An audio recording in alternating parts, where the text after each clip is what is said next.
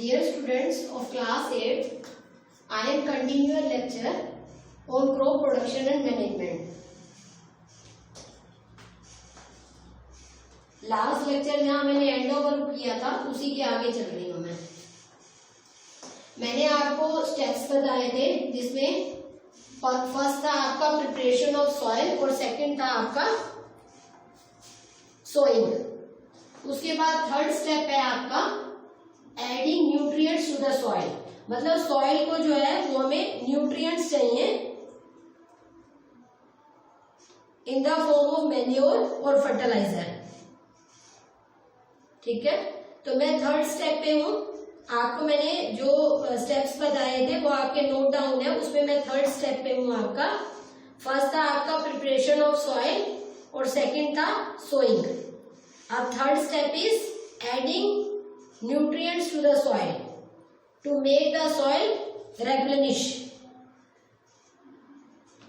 इसमें फार्मर जो है वो अपनी सॉइल को रेप्लेनिश करने के लिए, न्यूट्रिएंट ऐड करने के लिए दो मेथड्स यूज करता है, मैन्योर और दूसरा है एडिंग मैन्योर और दूसरा है एडिंग फर्टिलाइजर। एक्चुअली क्या है कि जब फार्मर रेगुलर क्रॉप ग्रोइंग करता रहता है अपने फील्ड में तो धीरे धीरे उसके सॉइल में न्यूट्रिएंट्स कम होते चले जाते हैं। कभी सॉइल के अंदर नाइट्रोजन कम हो जाएगा, कभी फास्फोरस कम हो जाएगा, कभी पोटेशियम कम हो जाएगा। तो आज का फार्मर जो है वो अपनी सॉइल चेक करा सकता है लैब्स वगैरह में जाके, ठीक है, और उसके अकॉर्डिंग जो है वो सिलेक्ट करता है कि which fertiliser is appropriate for the soil of his field. अब इसमें क्या है, पहले का जो फार्मर था वो ज्यादा मैन्योर पे डिपेंडेंट था। मैन्योर क्या होता है, मैन्योर में जो भी हमारा वेस्ट मटेरियल होता है, जैसे फार्म से कोई डेड प्लांट पड़ा हुआ है, लीव्स पड़ी हुई हैं, तो या फिर किसी एनिमल का एक्सक्रीटा जैसे काउ डंग वगैरह हो गया, तो वो इन सब चीजों को कलेक्ट करके एक पिट बना लेता है। पिट मतलब गड्ढा, अपने फार्म के अंदर ही एक गड्ढा सा बना लेता है, पिट बना लेता है, और उस पिट के अंदर वो सारा का सारा जो भी वेस्ट मैटर होता है, जैसे उसके घर के अंदर जो वेस्ट मैटर है, जैसे हम वेजिटेबल कुक करते हैं उससे पहले जो भी पील्स वगैरह निकालते हैं, उसकी छिलका वगैरह उतारते हैं, तो वो पील्स भी यूज कर सकता है। ठीक है, तो वो उस पिट में डाल देता है और फिर उस पिट को फिर से मिट्टी से कवर कर देता है। भरने के बाद रेगुलर उसके ऊपर वाटर का स्प्रे करता है, और वाटर स्प्रे करने से कुछ दिनों बाद, एक महीने के बाद, जब उस गड्ढे में से उस ऊपर की मिट्टी को हटाता है, उस गड्ढे में से उसको वो जो सारा मैटर होता है वो डिकम्पोज होके मैन्योर की फॉर्म में मिल जाता है। अब ये मैटर आपकी बुक में नहीं दे रखा, मैंने वैसे ही बता दिया आप लोगों को। ठीक है, तो मैन्योर जो है वो हमारा फार्मर जो है अपने फार्म में ही प्रिपेयर कर सकता है। उसमें क्या है, सारा का सारा ऑर्गेनिक मैटर है। काउ डंग हो गया, मैंने भी बताया था, वेजिटेबल्स पील्स हो गई, फ्रूट कोई खराब हो गया वो डाल दिया, या कोई पौधा उसका फार्म के अंदर कोई छोटे छोटे वीड्स ग्रो किए हुए थे, वो वीड्स ही उसने उखाड़ के उसमें डाल दिए। तो इस तरह से वो सारा वेस्ट यूज कर सकता है अपना, ऑर्गेनिक वेस्ट। ठीक है, तो ये फार्म में प्रिपेयर हो जाता है हमारा मैन्योर, और फिर वो उस मैन्योर को निकाल के अपनी फील्ड में डाल देता है। ठीक है, और जिससे क्या होता है, उसकी सॉइल के अंदर जो भी न्यूट्रिएंट्स होते हैं वो रेप्लेनिश हो जाते हैं, फिर से उसको मिल जाते हैं सॉइल को, और soil is again ready for the crop production. Clear? अब आजकल जो है वो फार्मर के पास इतना टाइम नहीं है कि वो मैन्योर को ज्यादा यूज कर सके। और दूसरी बात, पहले क्या हुआ करता था, फार्मर जो है जैसे आप एक क्रॉप ग्रो करी, उसके बाद वो हार्वेस्ट हो गई, रेडी हो गई, हार्वेस्ट हो गई, उसके बाद वो कुछ टाइम के लिए अपनी सॉइल को रेप्लेनिश होने के लिए वैसे ही छोड़ देता था। मतलब कहने का मतलब यह है कि कुछ भी मत करो, सॉइल के अंदर कुछ ग्रो मत करो। अगर तुम सॉइल को कुछ के अंदर कुछ भी ग्रो नहीं करोगे तो वो भी अपने आप में सॉइल के अंदर जो भी वो न्यूट्रिएंट को रेप्लेनिश करने में हेल्प करती है। क्लियर?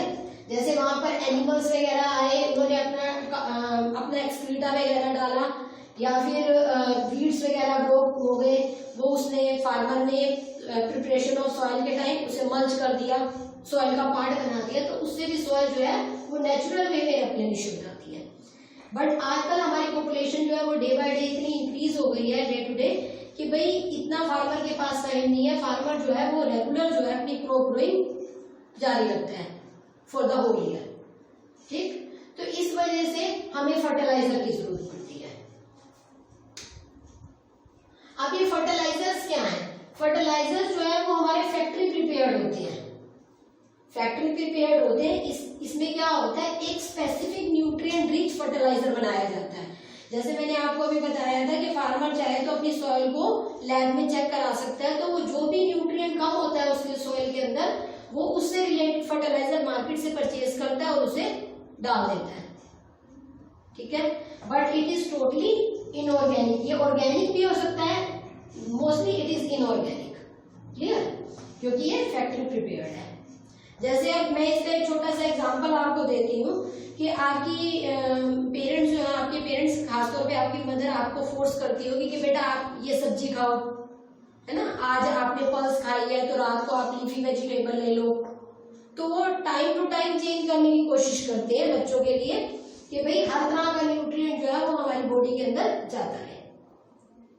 अब अगर बच्चा जो है वो लाइक नहीं करता कुछ वेजिटेबल्स, तो जो उस वेजिटेबल के अंदर न्यूट्रिएंट है ऑटोमेटिकली वो अगर हम डाइट में नहीं लेंगे तो हमारी बॉडी के अंदर धीरे धीरे कम होते चले जाएंगे और उससे रिलेटेड कोई ना कोई प्रॉब्लम हमारी बॉडी के अंदर अराइज होगी।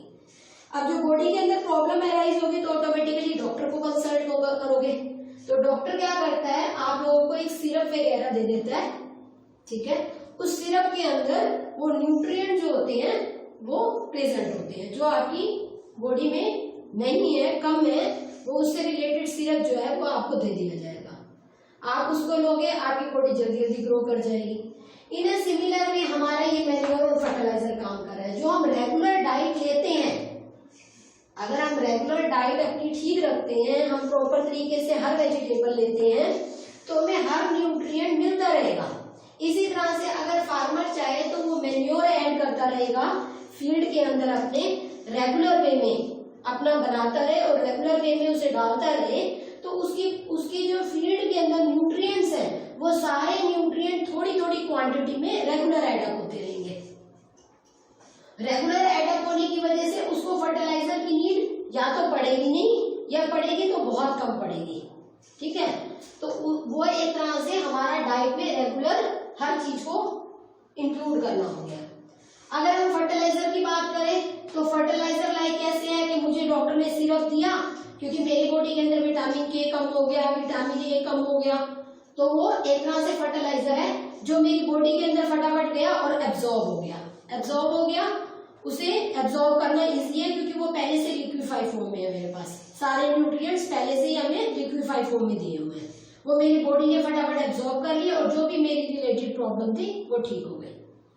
अब अगर मैं काफी टाइम तक, फार्मर जो है वो काफी टाइम तक अपनी फील्ड में मैन्योर नहीं डालता, तो क्या वो एक पर बहुत ज्यादा, अगर उसकी सॉइल के अंदर बहुत ज्यादा न्यूट्रिएंट लेस हो गए हैं तो एक दिन मैन्योर या 2 दिन मैन्योर डालने से तो उसका फील्ड ठीक हो नहीं जाएगा, फिर वो फर्टिलाइजर पे चला जाएगा। जैसे कि हमारी बॉडी है, अगर हमारी बॉडी के अंदर विटामिन के या विटामिन ए कम हो गया है तो वो एक दिन में मैं विटामिन ए वाली सब्जी खाऊंगी तो वो ठीक नहीं होगा, या विटामिन के वाली सब्जी खाऊंगी तो वो ठीक नहीं होगा। ऑटोमेटिकली मुझे वो डॉक्टर से कंसल्ट करके उसके अकॉर्डिंग जो है मुझे वो लेना पड़ेगा, ताकि वो जल्दी से मेरी बॉडी नीड कवर अप हो जाए और बॉडी रिकवर हो जाए। ऐसे ही हमारा फील्ड है। ठीक है, अब इन दोनों में क्या डिफरेंस होता है? ये तो फील्ड प्रिपेयर्ड है, ये सारा ऑर्गेनिक है, ये फैक्ट्री प्रिपेयर्ड है, इनऑर्गेनिक है। इसकी कोई कॉस्ट नहीं लगती, सिर्फ फार्मर का मेहनत है, लेबर है, ये बहुत ज्यादा कॉस्टली होती है। ये जब हम मैन्योर ऐड करते हैं, क्योंकि ये सारा का सारा ऑर्गेनिक मैटर था, तो इसके अंदर बहुत सारा ह्यूमस होता है। ह्यूमस मतलब जो भी एनिमल और प्लांट से बना हुआ जो एक्सक्रीटा था, उससे जो हमें जो ऑर्गेनिक मैटर मिला, एक तो न्यूट्रिएंट तो मिलेंगे सॉइल को, ऑर्गेनिक मैटर मिला मतलब ह्यूमस मिला। ठीक है, जिससे हमारी सॉइल की फर्टिलिटी बहुत हद तक इंप्रूव होती है। हमारी सॉइल के अंदर अगर ह्यूमस नहीं होगा तो ऑटोमेटिकली सॉइल न्यूट्रिएंट चाहे होंगे भी सही, तब भी वो रिप्लेनिश नहीं है, तब भी वो ठीक नहीं है फॉर क्रॉप ग्रोइंग। उसका रीजन अभी मैं बताती हूँ। ठीक है, इसके अंदर कोई ह्यूमस नहीं होता, इसके अंदर सारे न्यूट्रिएंट प्रेजेंट होते हैं बट स्मॉल इन क्वांटिटी। ये स्पेसिफिक न्यूट्रिएंट रिच होता है, स्पेसिफिक न्यूट्रिएंट रिच। अब अगर सॉइल के अंदर नाइट्रोजन की कमी है तो उससे रिलेटेड फर्टिलाइजर परचेज करो, पोटेशियम कम है तो पोटेशियम से रिलेटेड फर्टिलाइजर परचेज करो। या फिर आता है NPK जिसमें 3 न्यूट्रिएंट एडेड होते हैं, नाइट्रोजन, फास्फोरस और पोटेशियम। ठीक है, तो ये फर्टिलाइजर भी फार्मर यूज कर सकता है। अब मैं आपको बता रही थी कि ह्यूमस क्या होता है। ये ह्यूमस क्या चीज है, अभी बताया, जो ऑर्गेनिक मैटर है दैट इज ह्यूमस। इस जब हम मैन्योर ऐड करते हैं तो न्यूट्रिएंट तो मिल जाते हैं सॉइल को, साथ में ह्यूमस भी मिल जाता है। ये क्या करता है, सॉइल के अंदर जो वाटर रिटेनिंग कैपेसिटी है उसको इम्प्रूव करता है। सपोज एक फील्ड है, उसके अंदर सैंड ज्यादा हो गई है, सैंड ज्यादा हो गई है तो फार्मर जैसे ही पानी डालेगा ना उसके अंदर, वो पानी सारा का सारा बिल्कुल नीचे चला जाएगा, मतलब जो रूट है उसको ठीक से एब्जॉर्ब नहीं कर पाएगी। ठीक है, और अगर एक फील्ड के अंदर क्ले पार्टिकल ज्यादा है तो जितना भी फार्मर पानी डालेगा वो सारा का सारा इकट्ठा हो जाएगा उस रूट के अराउंड। जो सीड डाला है वो रूट बनेगी, तो वो रूट के अराउंड वो क्ले पार्टिकल्स होने की वजह से, ज्यादा होने की वजह से वो ज्यादा पानी वहां इकट्ठा हो जाएगा। ठीक है, अब अगर पानी ज्यादा मिलता है रूट को तो भी रूट डैमेज हो सकती है। क्यों? क्योंकि ज्यादा पानी मिलने से एयर नहीं मिलेगी, एयर नहीं मिलेगी तो रूट ब्रीथ नहीं करेगी, ब्रीथ नहीं करेगी तो वो डेड हो जाएगी। और अगर सारा पानी नीचे ड्रेन आउट हो गया लाइक अ सैंडी सॉइल तो रूट को पानी मिलेगा नहीं, तो बिना पानी के वो रूट डैमेज हो जाएगी। तो इस तरह से जब हम ह्यूमस ऐड करते हैं तो उससे क्या होता है, चाहे हमारी सॉइल कैसी भी हो, ह्यूमस की एक क्वालिटी है कि उसकी वाटर रिटेनिंग कैपेसिटी अपने आप इंप्रूव हो जाती है। वो लैंड जो होता है जिसके अंदर कोई भी पार्टिकल कम या ज्यादा हो वो उसको रिकवर कर सकता है, तो उससे क्या होता है, प्लांट ग्रोथ होने में हेल्प मिलती है। ठीक, और फर्टिलाइजर कोई भी ह्यूमस ऐड नहीं करता। एक बहुत ही इंपॉर्टेंट पॉइंट जो अभी तक मैंने आपको बताना रह गया वो ये है कि मैन्योर ऐड करने से अर्थवॉर्म की ग्रोथ बढ़ती है।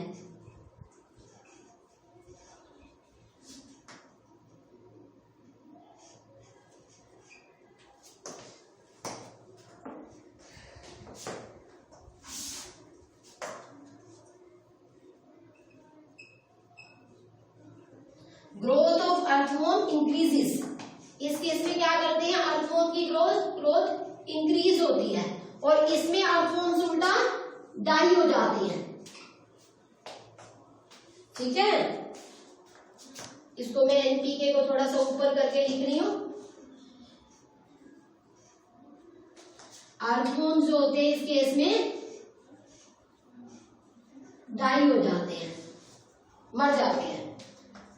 जिस टाइम मैंने आपको बताया था प्रिपरेशन ऑफ सॉइल, उसमें भी जब हम सॉइल को प्रिपेयर करते हैं तो सॉइल जो है वो अच्छे से ब्रीथ करती है, उससे भी हमारे अर्थवॉर्म्स इंक्रीज होते हैं। अर्थवॉर्म्स क्या होते हैं, वर्म्स जो हमारे अर्थ के अंदर रहते हैं, मतलब मिट्टी में जो छोटे छोटे कीड़े होते हैं वो फार्मर्स फ्रेंड होते हैं। या पीछे की क्लास में भी हो सकता है आपने पढ़ा हो कि वो जो अर्थवॉर्म्स होते हैं दे आर फार्मर्स फ्रेंड, क्योंकि वो नेचुरल में भी फ्लोइंग करते रहते हैं, मतलब धीरे धीरे मिट्टी को खोदते रहते हैं, और साथ में जब ये मरते हैं, डेड होती है, तो भी सॉइल को फर्टिलिटी देते हैं। तो ये earthworms are very beneficial for the growth of plants. इनका प्रेजेंट होना बहुत जरूरी है। तो मैन्योर जो है ये अर्थवॉर्म्स की ग्रोथ को इंक्रीज करता है, जबकि फर्टिलाइजर इनको मार देता है, किल कर देता है। ठीक है, तो मैन्योर जो है वो हमारा फर्टिलाइजर से कहीं बेटर है। अगर हम रेगुलर वे में मैन्योर को यूज करते रहे और तो फर्टिलाइजर की नीड बहुत कम होगी।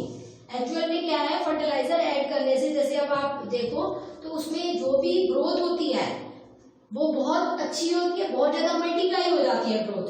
अगर फार्मर फर्टिलाइजर ऐड करता है, शुरू में अपनी फील्ड में ऐड करना शुरू करता है, तो उसकी जो प्रोडक्शन है वो मेनी टाइम इंक्रीज हो जाती है। लेकिन उसका मतलब ये नहीं है कि रेगुलर हमें फर्टिलाइजर यूज करना है, क्योंकि एक बार हमारा ग्राफ ऊपर जाएगा फिर बिल्कुल नीचे आ जाएगा। क्यों? क्योंकि ज्यादा फर्टिलाइजर यूज करने से ह्यूमस खत्म हो जाएगी, ठीक है। फिर उसके अलावा अर्थवर्म्स मर जाएंगे, आपकी सॉइल की जो नेचुरल फर्टिलिटी थी वो खत्म हो जाएगी। तो उससे क्या होगा, जैसे मैंने आपको बताया था कि हम डाइट में अगर रेगुलर डाइट यूज नहीं करते, रेगुलर अपना डाइट प्लान नहीं बनाते, तो जो भी डॉक्टर हमें सिरप वगैरह देता है उससे हमारी बॉडी के अंदर कोई भी न्यूट्रिएंट ज्यादा भी हो सकता है। तो एक न्यूट्रिएंट कम होने पे जितना नुकसान करता है ना, उतना ही ज्यादा होने पे भी नुकसान करता है। ठीक है, तो इस वजह से हमें रेगुलर फार्मर को जो है वो मेन्योर पे डिपेंड होना चाहिए। इन सम केसेस उसे कुछ हद तक फर्टिलाइजर ऐड कर देना चाहिए, otherwise manure is far better than fertilisers. Okay, thank you.